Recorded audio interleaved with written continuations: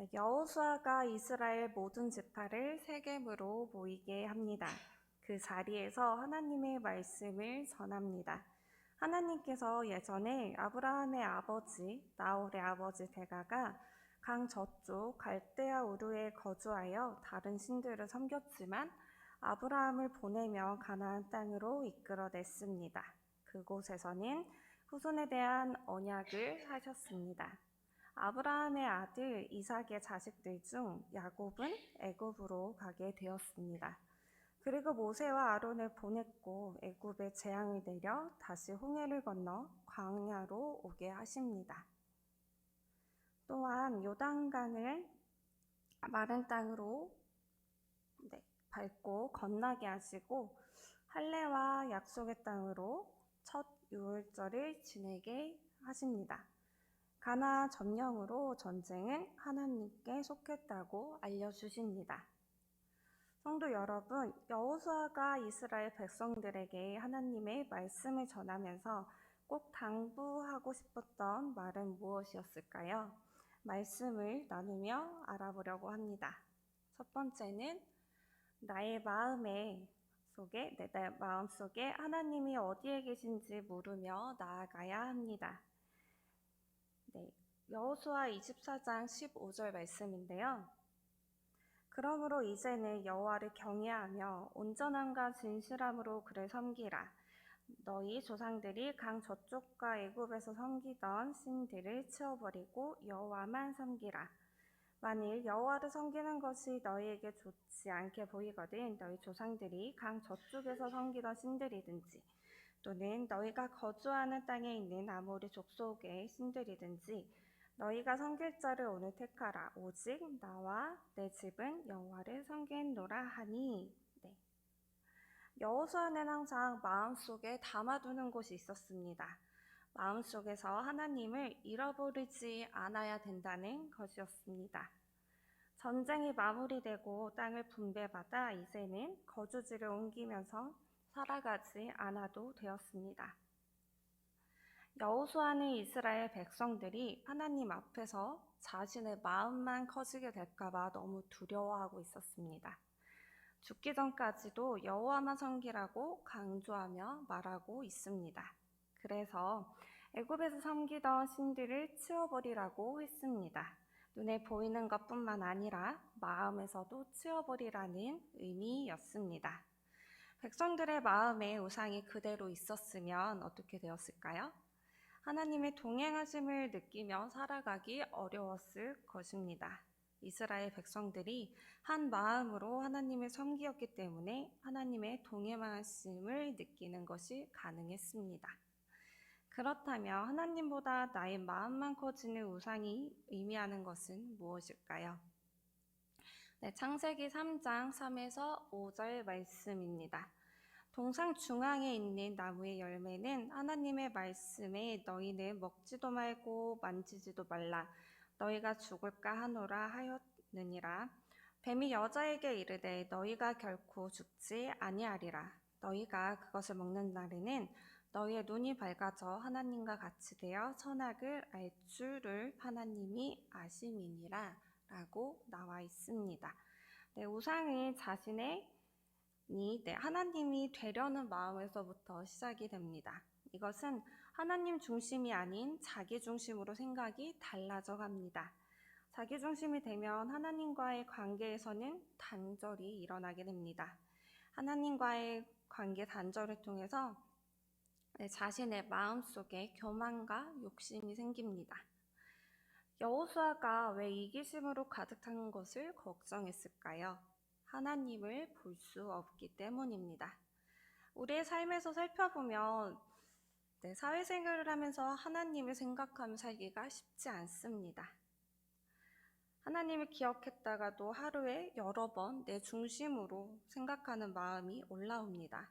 하나라도 이익을 더 추구하려는 마음이 있습니다. 사람을 이용하고 싶은 마음도 있습니다.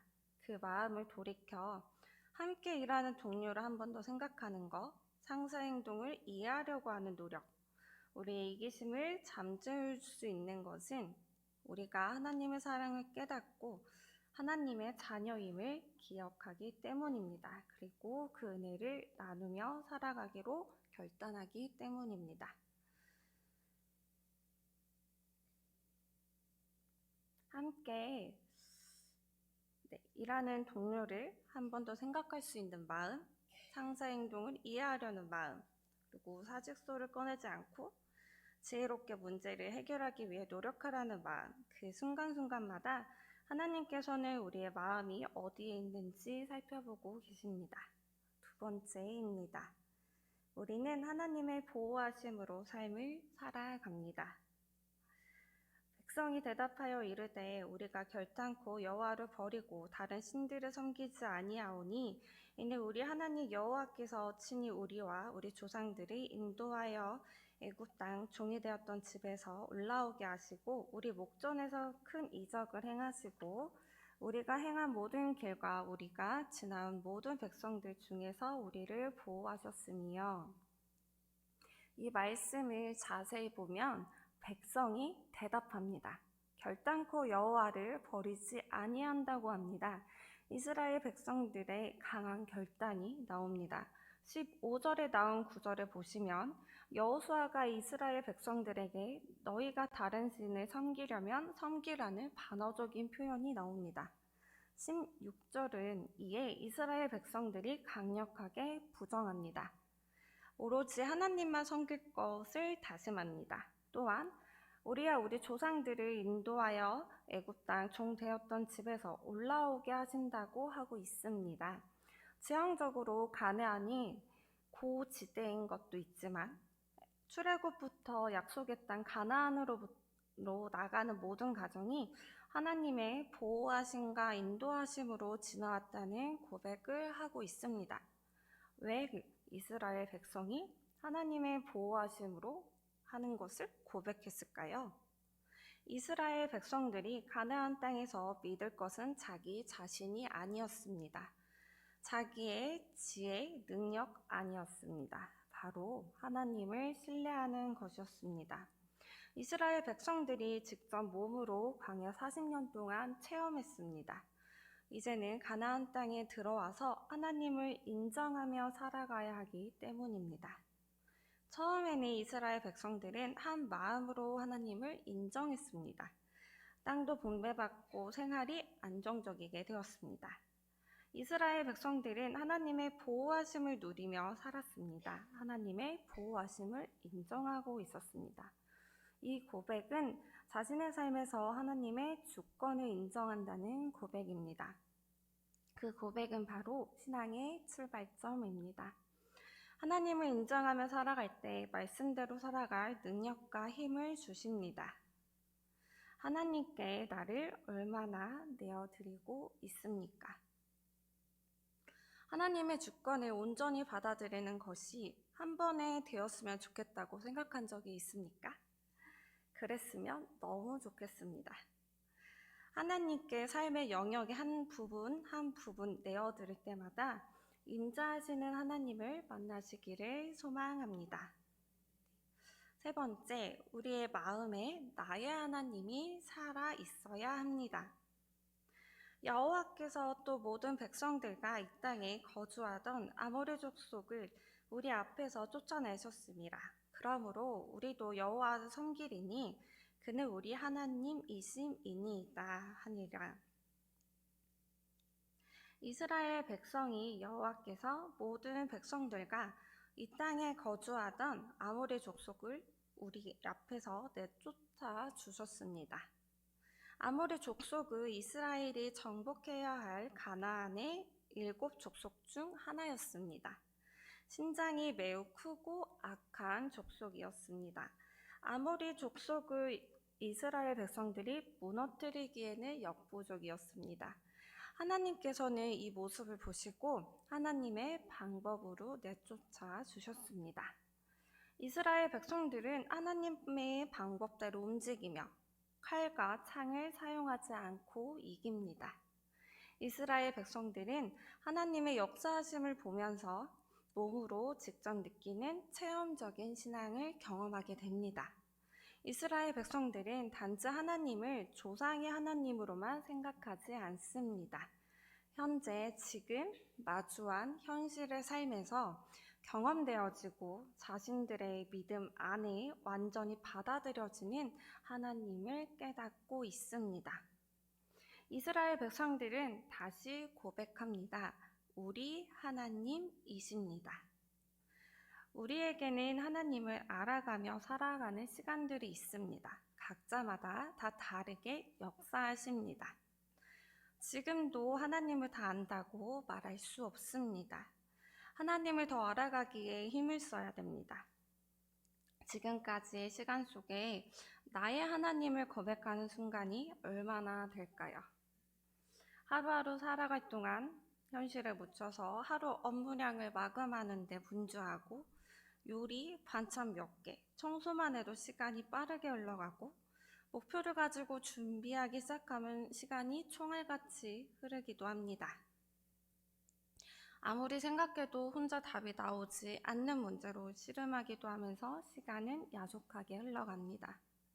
그 시간 속에서 우리의 마음과 의지를 들여서 나의 주인이 되신 하나님을 바라보아야 합니다. 나의 하나님이 내 마음에 살아있어야 합니다. 내가 모든 것을 할 수 없음을 인정해야 합니다.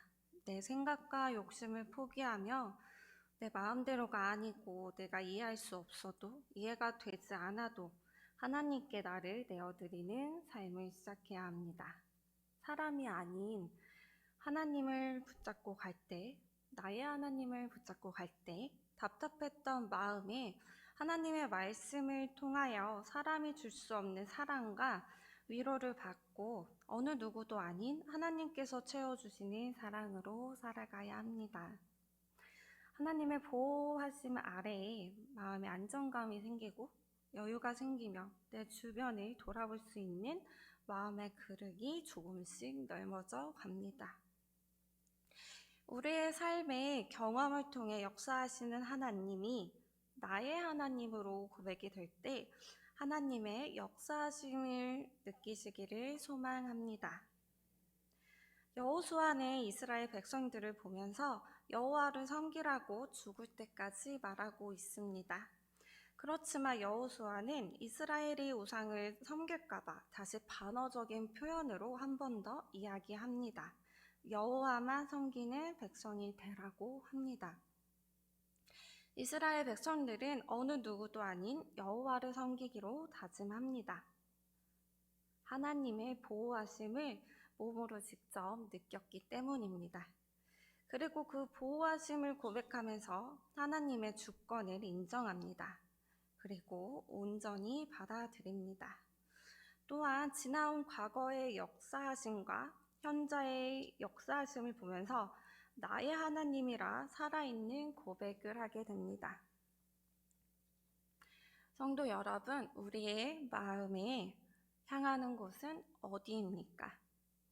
나의 삶의 영역을 서서히 하나님께 내어드리고 하나님을 온전히 주인으로 받아들이는 곳, 삶의 자리에서 살아있는 나의 하나님이라 고백할 수 있는 곳이 되시기를 간절히 소망합니다. 이제 말씀을 기억하며 합심하며 기도하겠습니다.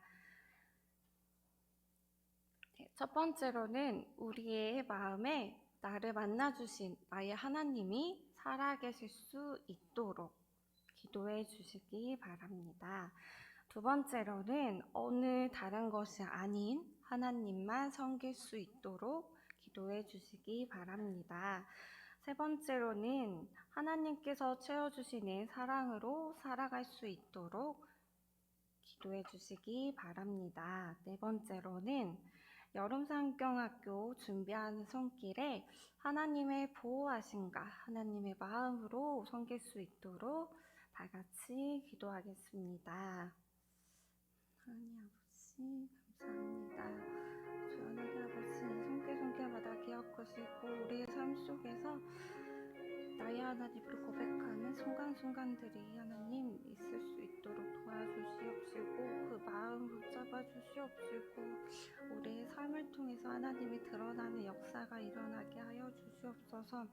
여호수의 마음을 기억하며 여호와만 섬기는 것을 우리도 몸소 체험하며 살아갈 수 있도록 도와주시고 하나님의 보호하심을 통해 하루하루 하나님과 더 가까워지고 하나님 앞에 바로 설 수 있는 우리가 될 수 있도록 인도하여 주시옵소서.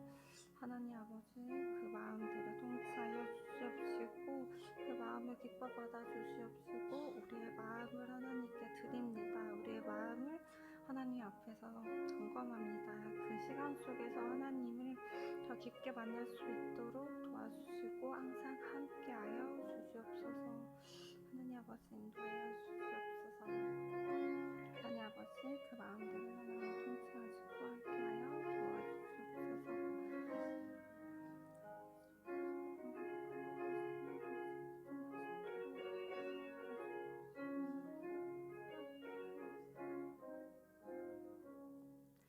우리의 기도를 들으시고 응답하시는 예수님의 이름으로 기도합니다. 아멘.